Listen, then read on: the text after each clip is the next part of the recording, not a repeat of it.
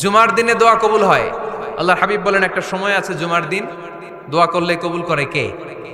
সময়টা কখন? মুহাদ্দিসিন ইকরাম অনেক ইখতিলাফ করেছে। সবচেয়ে গ্রহণযোগ্য মতামত হচ্ছে আসরের সালাতের পরে। জুমার দিন আসরের সালাতের পরে সূর্য ঢলে পড়ার আগে দোয়া করলে কবুল করবে কে? দিনে দোয়া কবুল করার একটা মুহূর্ত আছে। এই মুহূর্তটা নিয়ে ওলামায়ে কেরামের মধ্যে দুটা মত পাওয়া যায়।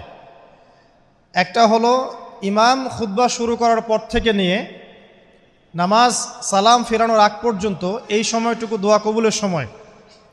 কোনো ব্যক্তির আকিদায় যদি শিরিক না থাকে, আমলে যদি বেদাত না থাকে এবং রিজিকের মধ্যে যদি হারাম না থাকে, ইনশাআল্লাহ তাআলা আশা করা যায় সে যেই দোয়াই করবে ইনশাআল্লাহ আল্লাহ কবুল করবেন ইনশাআল্লাহ। আরেকটা মত হচ্ছে জুমার দিনের দোয়া কবুলের সেই কাঙ্ক্ষিত মুহূর্তটা হচ্ছে আসরের সালাত, অর্থাৎ বিকেল থেকে নিয়ে মাগরিব সূর্য অস্ত যাওয়ার আগ পর্যন্ত। আসরের পর থেকে মাগরিব পর্যন্ত এই সময়টুকু আমরা জিকির আজগার দোয়া এবং তাসবিহ তাহলিলে কাটানোর চেষ্টা করব ইনশাআল্লাহ তাআলা। এই সময়টুকুর মধ্যে আমরা যে দোয়া করব ইনশাআল্লাহ আযজা ওয়া জাল্লা আল্লাহ পাক কবুল করবেন ইনশাআল্লাহ। জুমার রাতের একটা আমল আছে গুরুত্বপূর্ণ, রাত এবং দিনের জানা আছে যাদের, তারা একটু হাত তোলেন দেখি। মাশাআল্লাহ, মাত্র এই 2-4টা হাত। এত বিশাল প্যান্ডেলে এত মানুষ, আমাদের জানা নাই যে জুমার রাতের একটা আমল আছে স্পেশাল।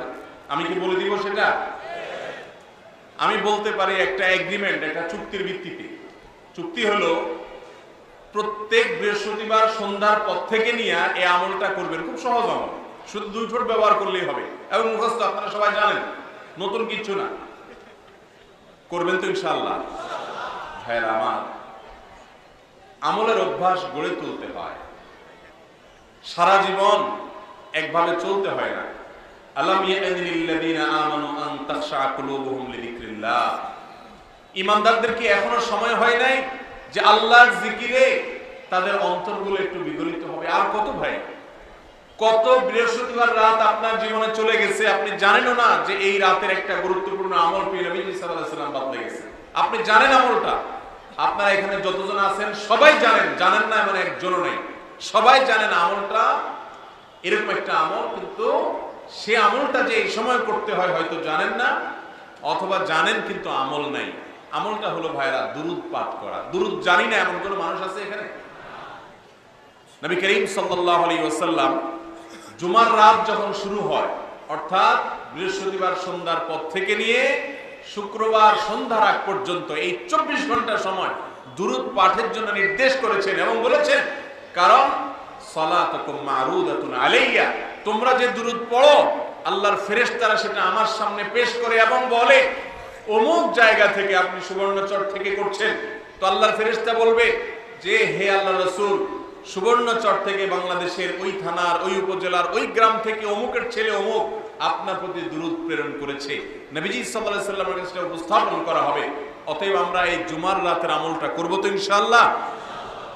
ভাইরা আমার, আপনি যদি আমাকে জিজ্ঞাসা করেন যে ভাই একটা আমলের কথা বলেন যে আমলটা আমার সকল কিছুর জন্য যথেষ্ট হয়ে যাবে, তো আমি বলবো সেটা হলো দুরূদের আমল। নবী সাল্লাল্লাহু আলাইহি ওয়াসাল্লাম বলেছেন, যে ব্যক্তি দুরূদকে নিয়মিত পড়বে, আঁকড়ে ধরবে, যত বড় বিপদে থাকুক না কেন, বিপদ থেকে উদ্ধারের পথ আল্লাহ তাকে দেখাবেনই দেখাবেন ইনশাআল্লাহ। ভাইরা আমার, এই দুরূদ হাজার সমস্যার সমাধান করে। আমরা দোয়া করব নবীজি সাল্লাল্লাহু আলাইহি ওয়াসাল্লামের জন্য, লাভ হবে আমাদের নিজেদের। অতএব দুরূদ পড়ব তো ইনশাআল্লাহ। বিশেষ করে জুমার রাত, আজকে মাহফিলে আসেন, এখনই মনে মনে শুরু করে দেন, যাওয়ার সময় পড়বেন এবং আগামীকাল সন্ধ্যা পর্যন্ত প্রত্যেক বৃহস্পতিবারে পরিবারকে মনে করে দিবেন, নিজে মনে করবেন। এই আমলগুলো আমাদের মধ্যে এইভাবে অভ্যাস গড়ে তুলতে হবে। আল্লাহ তাআলা আমাদের সবাইকে আমলের তৌফিক দান করেন। আবু হুরায়রা রাদিয়াল্লাহু তাআলা আনহু বলেন, রাসূল সাল্লাল্লাহু আলাইহি সাল্লাম বলেছেন, ইন্না ফিল জুমাতি লা সাআ, নিশ্চয় জুমার দিনে একটা সময় রয়েছে, লা ইয়াফাকা আব্দুল মুসলিম, যে কোনো পুরুষ যে কোনো নারী ওই সময়ে চায় খায়রান মিন আমরি দুনিয়া ওয়াল আখিরা, ইহকালের কিছু পরকালের কিছু, ইহকালের কল্যাণ পরকালের কল্যাণ, ইহকালের কিছু পরকালের কিছু, ইল্লা তাহু ইয়াহু, আল্লাহ ওটা তাকে দিবেনি জুমার দিন। সেইটা সবচেয়ে উত্তম কথা হলো আসরের পর থেকে নিয়ে সূর্য ডোবা পর্যন্ত। তবে আজান থেকে নিয়ে সলাৎ শেষ হওয়া পর্যন্ত কিছু হাদিস প্রমাণ করে। দুইটির মধ্যে সবচেয়ে উত্তম বলা হয়েছে এই সময়টা আসরের পর থেকে নিয়ে সূর্য ডোবা পর্যন্ত সময়ে বেশিরভাগ সম্ভাবনা রয়েছে। এই সময়ে যে যা চাইবে তাকে তা দিয়ে দেওয়া হবে। আনাস রাদিয়াল্লাহু তাআলা আনহু বলেন, কানা নবী সাল্লাল্লাহু আলাইহি ওয়াসাল্লাম ইউসাল্লি আরবান বাদান তাজুলাস শামস। সূর্য ঢোলার সাথে সাথে 4 রাকাত সালাত আদায় করতেন।